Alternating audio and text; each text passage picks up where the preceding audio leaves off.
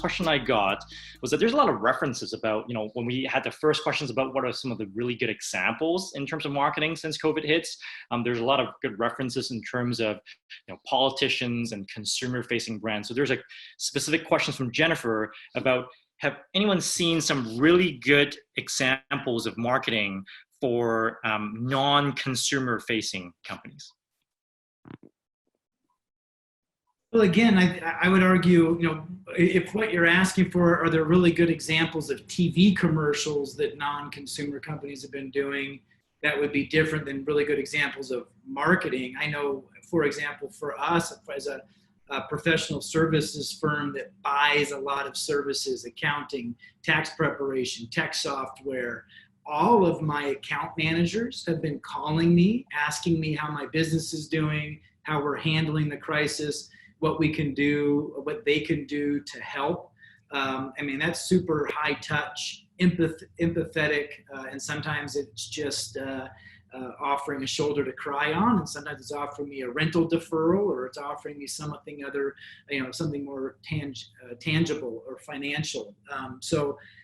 I think that at the end of the day, all business is personal, and if you're in a B2B space, you need to lean into the relationship side of the business and maybe get creative. Going back to Leyland's point about innovation, is there something innovative you do with payment terms? Is there something innovative you do with deferred service delivery so you can help your clients stay afloat? I remember I used to work at John Deere right out of grad school. I wanted to work for the best, biggest brand I could get my hands on. And John Deere just been voted one of the top 10 most iconic brands of the 20th century. And I was walking around trying to understand, how did this brand become so iconic? And they were an innovative product company until the Great Depression. And in the Great Depression, they become a finance company that allowed farmers to keep the equipment because they could, even though they couldn't pay for it.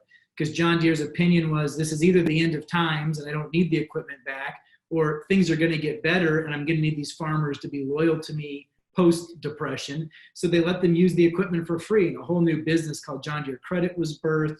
And to this day, people will talk about the day that John Deere saved the family farm from grandpa or grandma.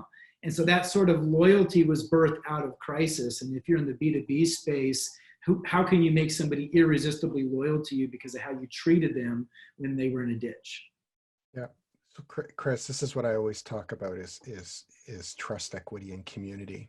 So everybody wants more sales, more leads, more prospects. It doesn't matter, B2C, B2B, but it's actually the wrong focus. And you just like nailed my point that I talk about all the time with people, which is people make buying decisions based on the trust that they have with you and your brand and who you are.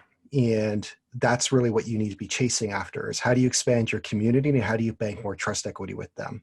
And when you do something like that, you can buy generations of trust and they'll buy from you forever. And I'm assuming that's probably very close to, I don't know your cult formula, but I'm guessing that's kind of like baked into it as well too.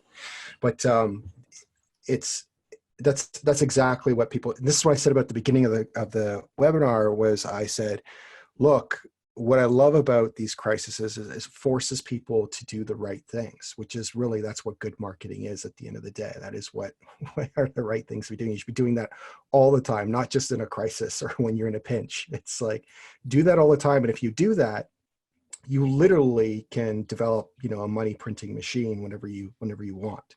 And if you pay attention to all the brands and the companies and the people and the influencers who are doing well and who are going to survive this shit storm, you're going to find out that the ones that did it was because they had the most community with the most trust equity. They made deposit after deposit after deposit after deposit. And every once in a while they make a little withdrawal and they're always going to get whatever they want on that withdrawal. And that's what you'd focus on, whether it's a local business or a big brand. It'd be the same thing.